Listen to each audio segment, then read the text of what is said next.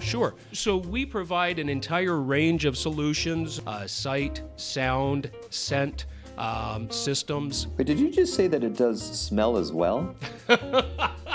Yeah, I missed that one. I was waiting to see if you'd pick that up. Yeah, I couldn't miss that one. In a world gone mad, there's 21 kilohertz. All right, so first of all, I just got to get something out of the way. We screwed up. I want to correct that right up at the top. This company is called Mood Media, not, as we refer to it, Mood Music. And we managed to consistently make that mistake like 8 times. So for the record, this interview is with Danny Turner. He is the Global Senior Vice President of Creative Programming for Mood Media, not Mood Music. So I'm a shopping mall. I want to make people feel comfortable so they will go shopping. What kind of mood are you in today? I don't know, but can you monetize my mood? I can. As a matter of fact, there's a company called Mood Music. What? Mood Music is actually a company that gets hired by other companies to create atmosphere, background, kind of the wallpaper in the background to influence the people that walk in, to get them to do. And if you have a particular demographic, like you were trying to reach women between the ages of 20 to 30, you could call Mood Music, tell them what you want to accomplish, and they will create the perfect soundtrack for your life. But Mood Music is actually kind of a successor company to something we all know about. Ah, yes. Muzak. Muzak. With a Z, yeah. That music. Yeah, that Muzak, yeah. So they ended up acquiring Muzak. And the Muzak story is a fascinating story because it was started by someone from the military and ends up becoming Muzak as you know it, which then gets acquired and becomes Mood Music, which is a fascinating company hired by Fortune 500 companies. It's interesting because Muzak actually fits really nicely into Mood Music's oeuvre. That's my word du jour. That's a good word. Isn't it? Of kind of their idea of what they're trying to do with monetizing mood. Yep. Well, I had spent, about 10 years heading up programming and operations for XM Satellite Radio. And right about the time when we merged with Sirius, I decided now's a good time to take what's behind door number 3 as one of my options. So the agent, the guy I'm working with, gives me a call, and he's working me. He's selling me big time on this thing, saying, Danny, you got to come talk to us. There's this outfit in Charlotte. It's a global company. They do music for retail and commercial establishments, hundreds of channels, hundreds of programs. They really want to talk to you. You got to come talk to them. Well, the whole time he's talking, I'm sitting here in the background, and I'm working the interwebs and trying to see who this is, and I see Muzak come up. And I said, wait, what do you, Muzak? Are you talking to me about a Muzak opportunity? And he said, yeah. I hung up on him. Wait. When you say Muzak, do you mean the company that we all associate with playing really bad versions of songs in elevators? Yes. Yes, absolutely. So, think Girl From Ipanema and that sort of thing, right? So that was the impression that I had in my mind, that I was going to come and program elevator music.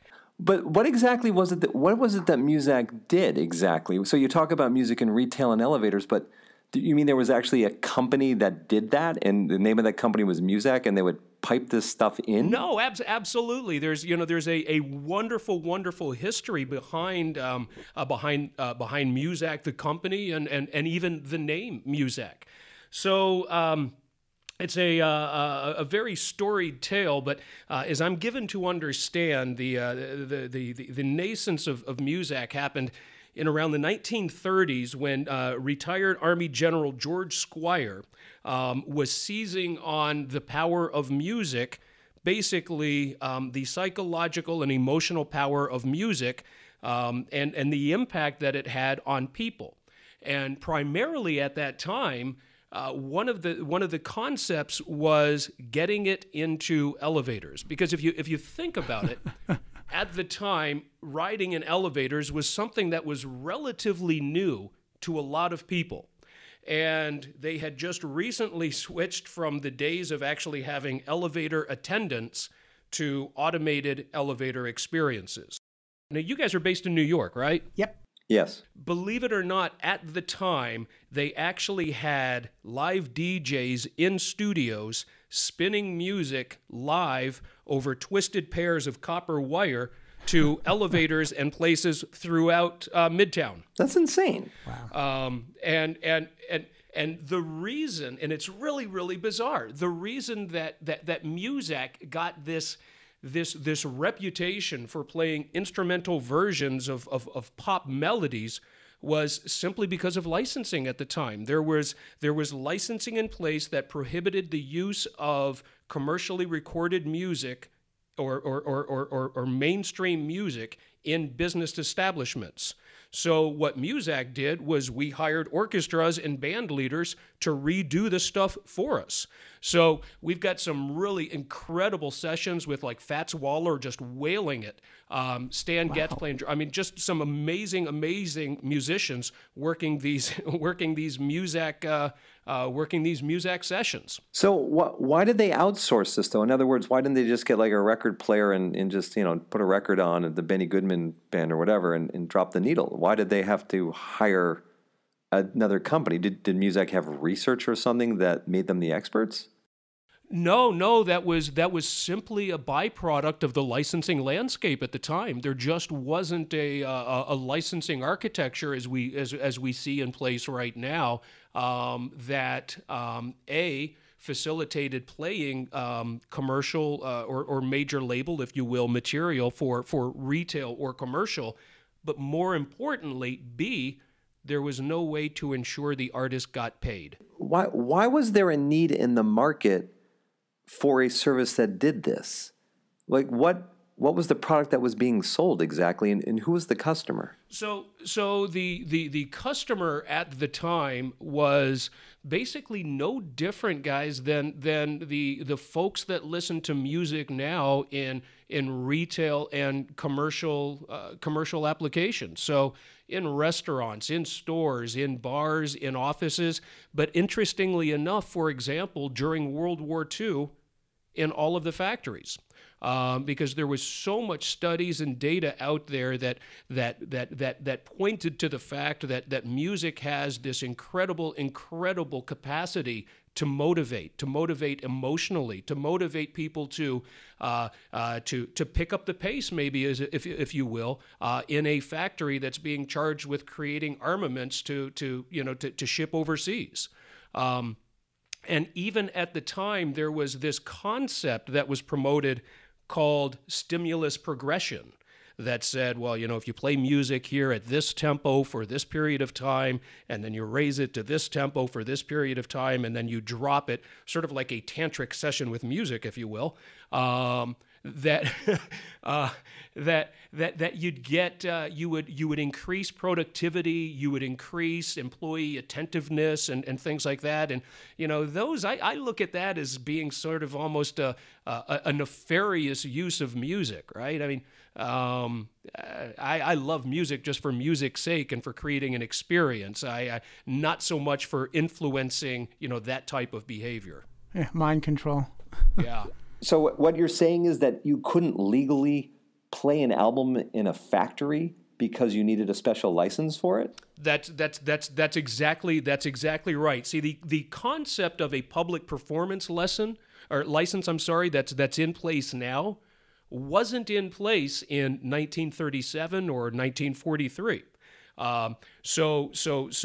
The licensing board, there was no CRB, there was no larger governing body who would say, this is okay, this is not okay. So not only was the licensing not in place to permit me from playing Benny Goodman in that factory, the reporting mechanisms were not in place for me to be able to pay Benny Goodman, even if I did play him.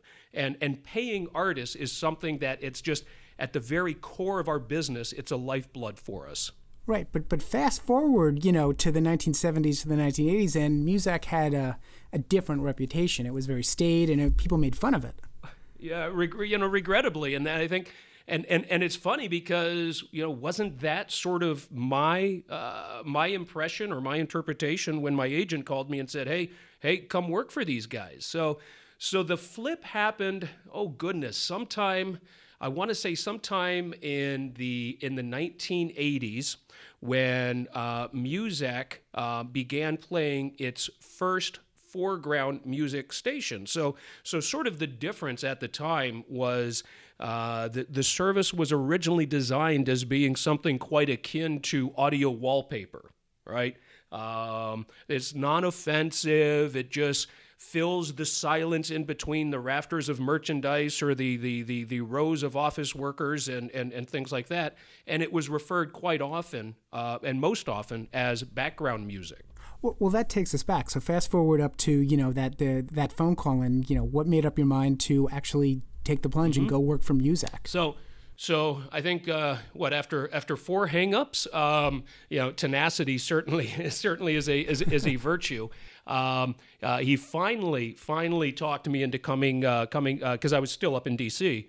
Coming down to Charlotte and talking to the folks, because the company at the time was headquartered in Charlotte, to come and talk to them. And when I did, within, oh my goodness, I want to say about an hour, I realized that Mood Media was up to some things that I had never even imagined before.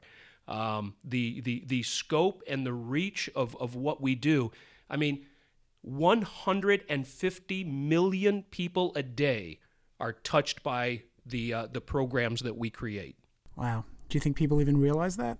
Well, that's just it. I like to refer to us as the biggest network you've never heard of, right? The guys at Entercom or Cumulus or iHeart or SiriusXM would love to have a daily cume of 150 million. It's virtually unheard of. But Muzak is not Muzak as we understand it anymore. It's been kind of, has it been eaten up by another company? Has it bought another company? What happened to it?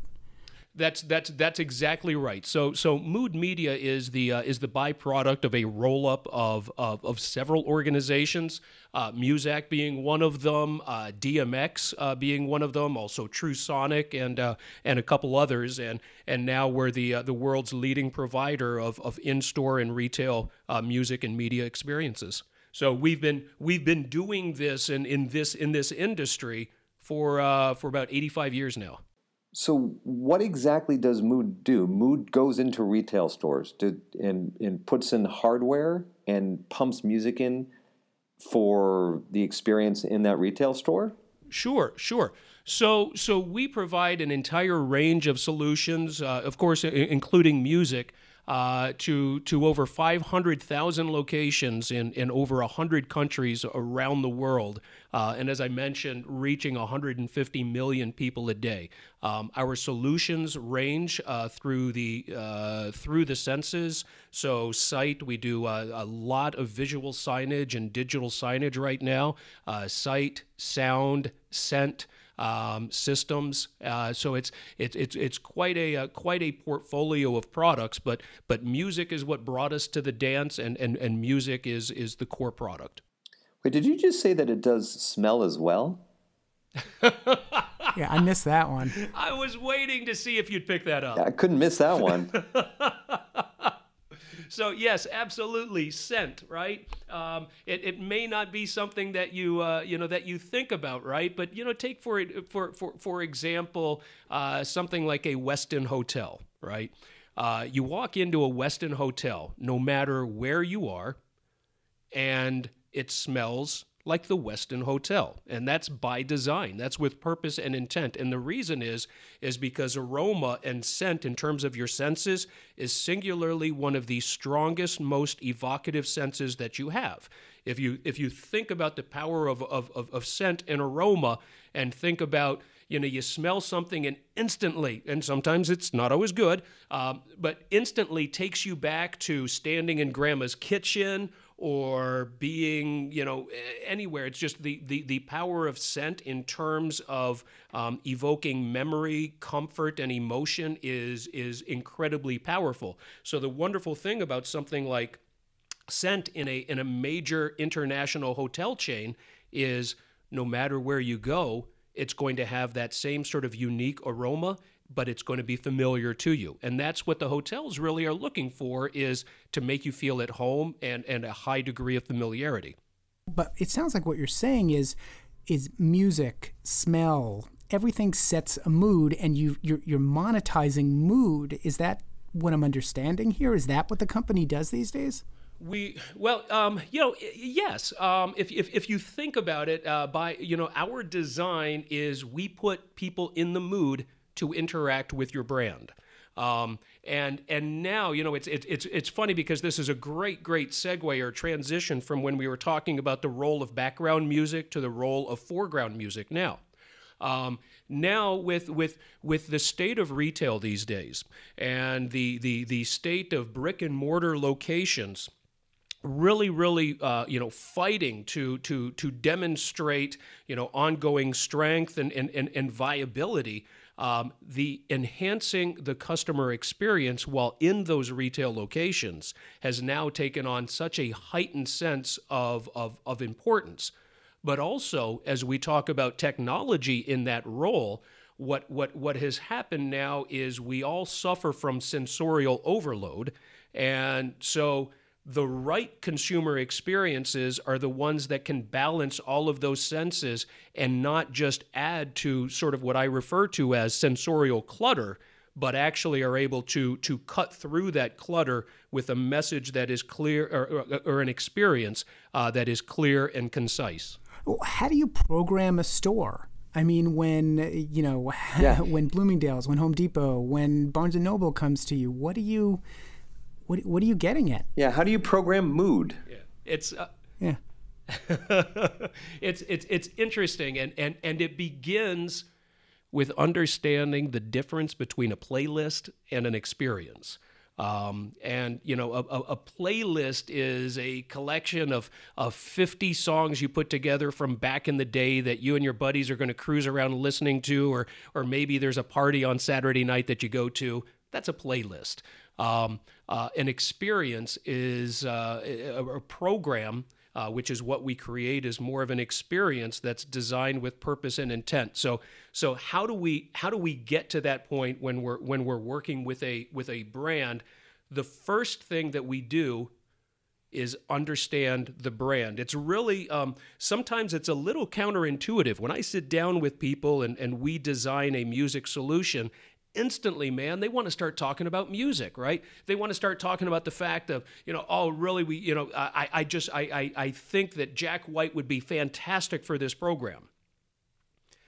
I have to sort of put a little pillow on that conversation and say, that's fantastic, but let's talk about that later. The reason being is that if I start the conversation off and it's around Jack White, the conversation then instantly pivots to trying to determine where else you can shoehorn things into this program.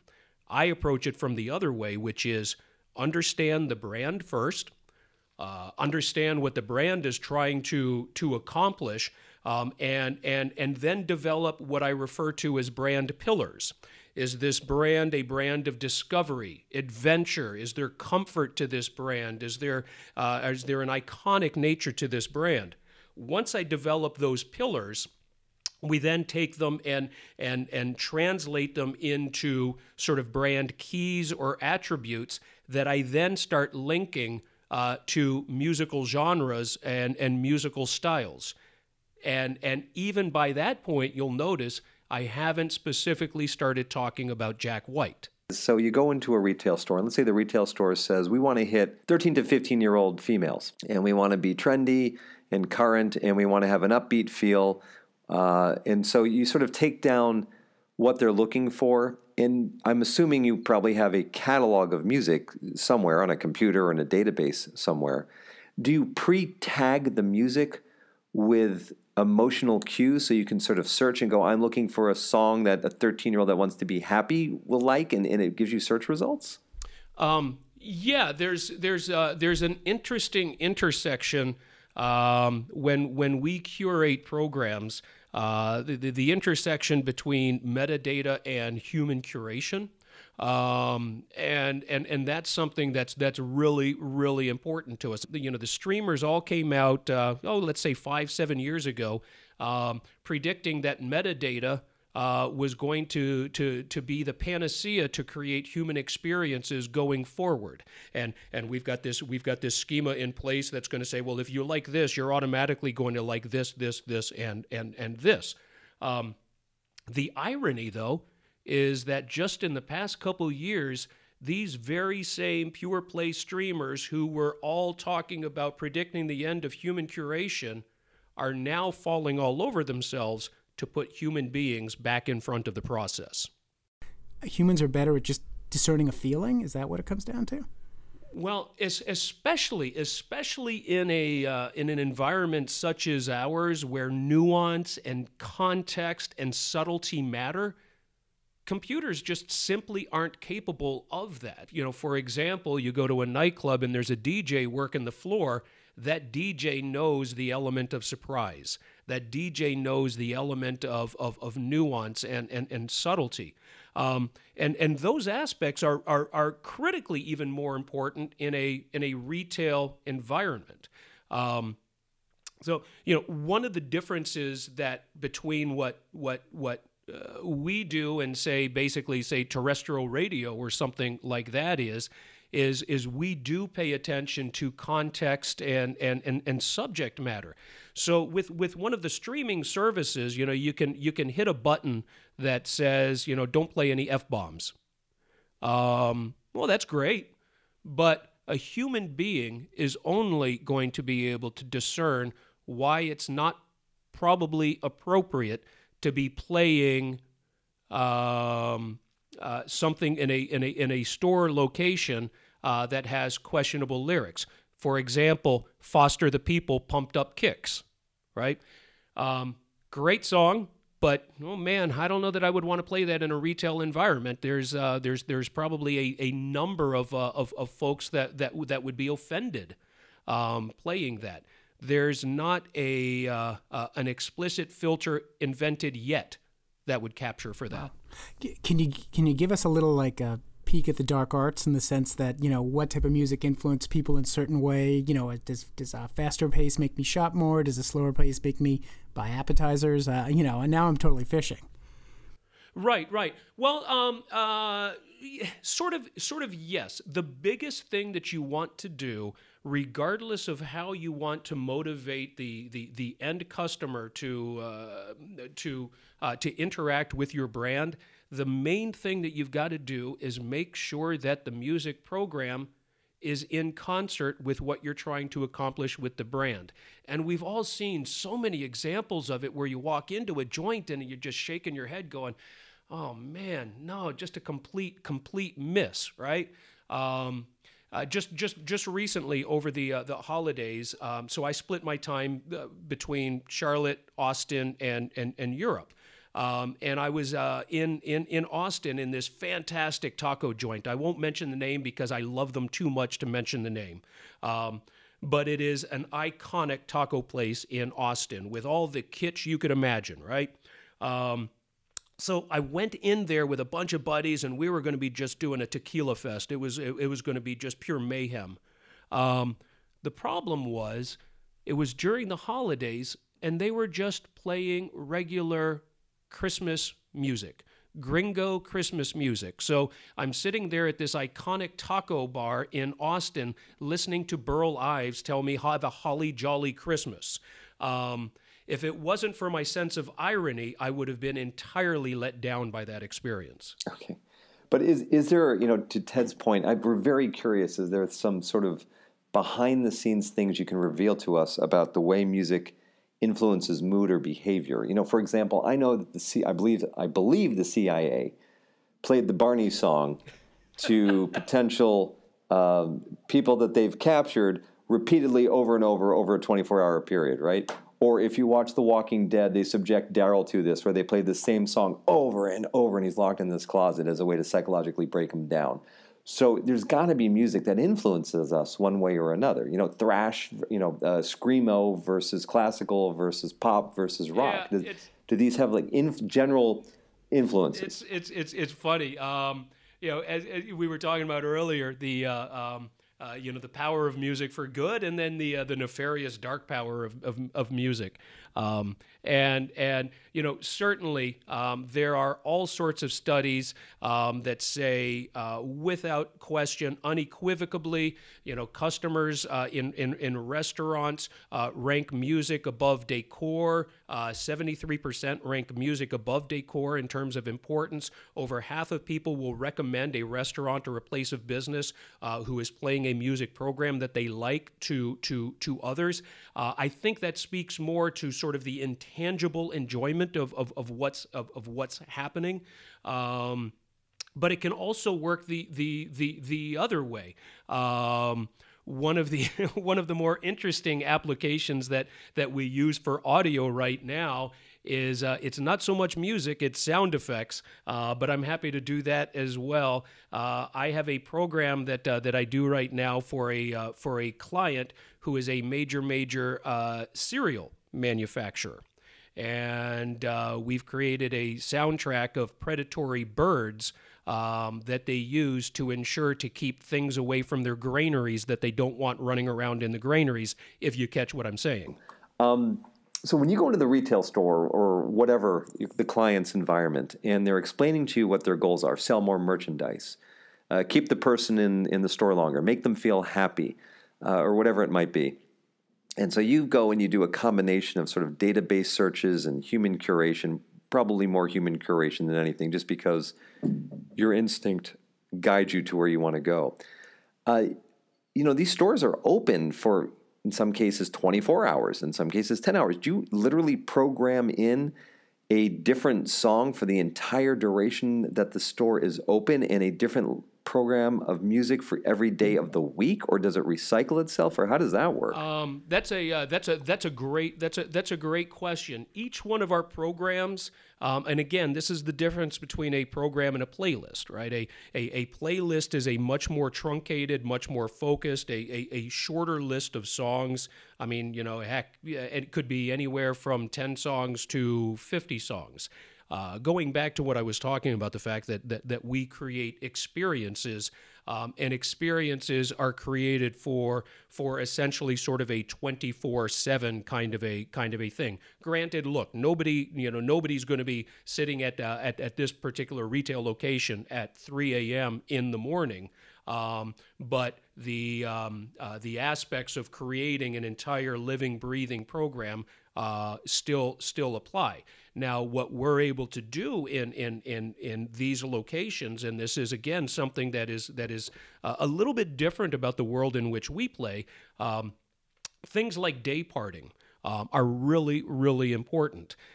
So the idea of day parting is the same energy, the same texture, the same tonality of things, of music.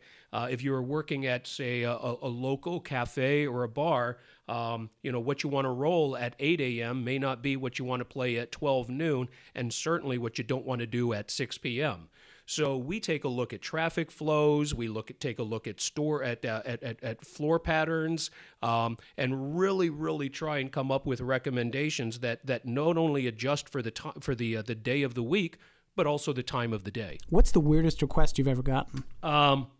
The strangest requests that we've ever gotten, I think there's no love greater than family love. And we get a couple of these every year or so, and that is, we will work with a brand partner of ours, and somebody inside that brand organization has a lovely little progeny that has released a song. And this person wants to make sure that that song gets featured in the playlist. And sometimes it's how do you say no to this cute little face? That's right. It's very, very difficult to do that. So when you walk down the street or go into places, do you just hear soundscapes in your mind and you like lay them over what you see and smile to yourself? My wife hates me because I'm constantly doing well. Okay, look, she hates me for a number of reasons. Let's just be honest about that. But you're exactly right, because I listen to these things. I try and paint with sound first. And it's an amazing thing. And I've never seen a used record bin that I'm willing to walk past. So, a different question to get off of this quickly, or to move into a different topic. How does the money flow on this? So I'm assuming, right, you get a client, they pay you, you create the experience, and or provide the pipe the music in, the hardware, you set the whole thing up. But you mentioned at the beginning of all this you needed licenses. So do you get these licenses, and who do you pay? And is this opportunity to be included in your catalog of music to be programmed open to just everybody, or is it only to those Mariah Careys of the world? No. I mean, it is open to everybody. And if I could, throw a plug in right now and give you an email address of music submissions at moodmedia.com. And if you email into music submissions, there's a form letter that gets emailed back to you that basically guides you through the process of an unsolicited submission. And what that does is that gets that music in front of all of my music designers. There's no better audition process than that. So going back to the fee structure, absolutely.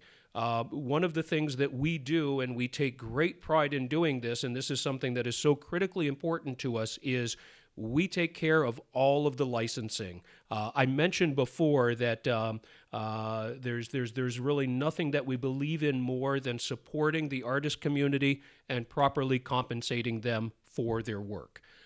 So the licenses, we take care of those, whether it be a public performance license, whether it be a mechanical license, whether it be looking on the publishing side, we take care of all of that.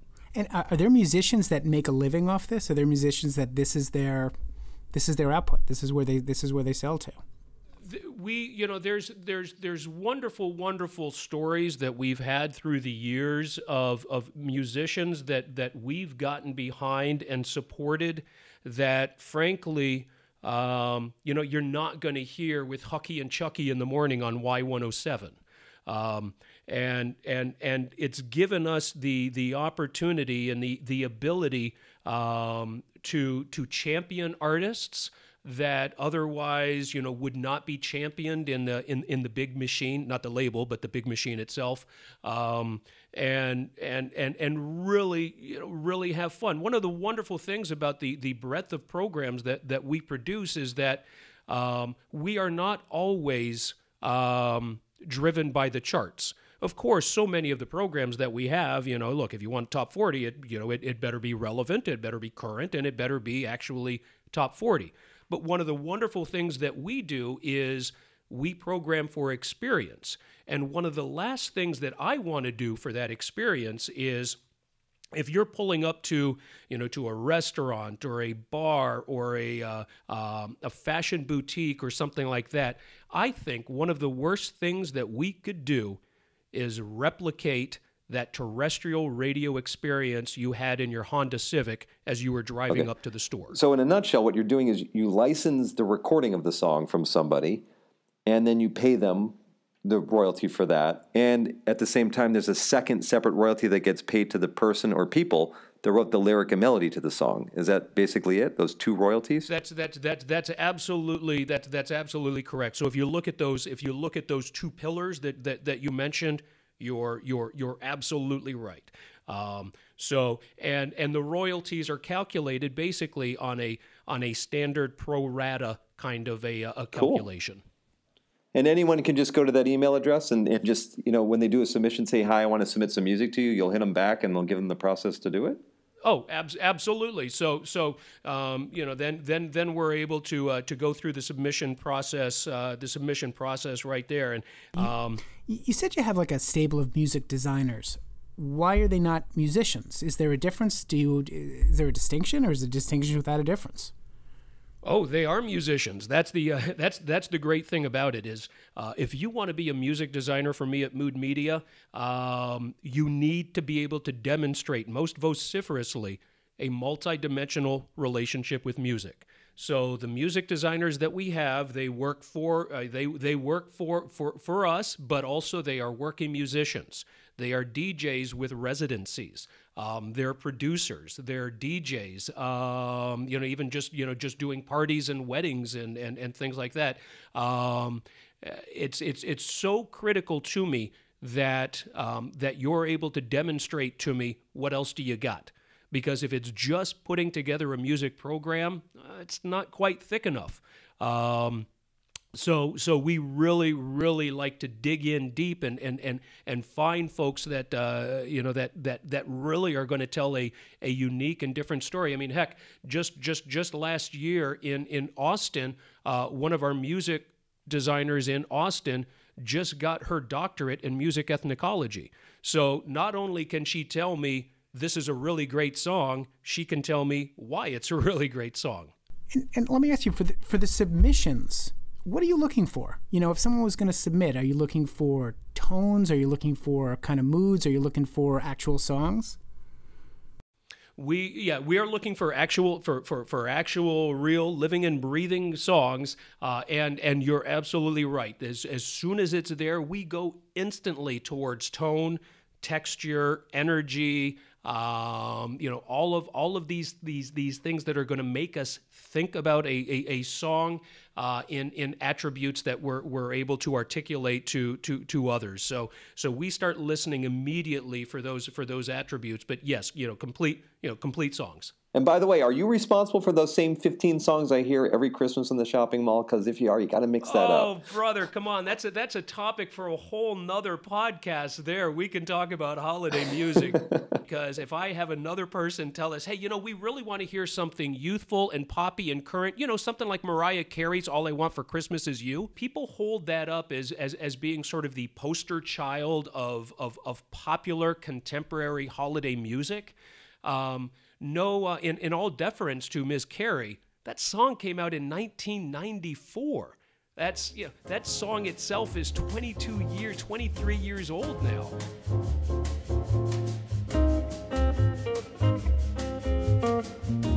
"21 Kilohertz is sponsored by Audium. Audium gets songwriters, composers, and music publishers paid for the digital use of their music.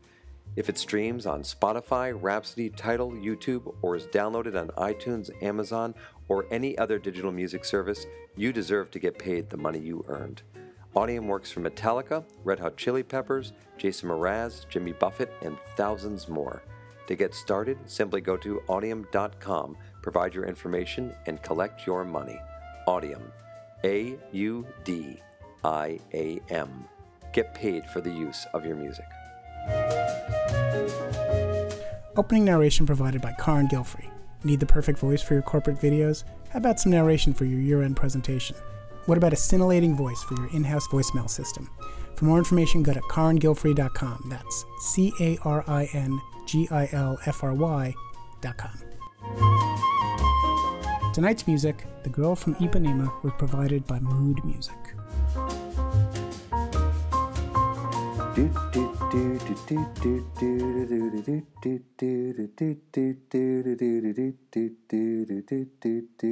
don't know the rest of it.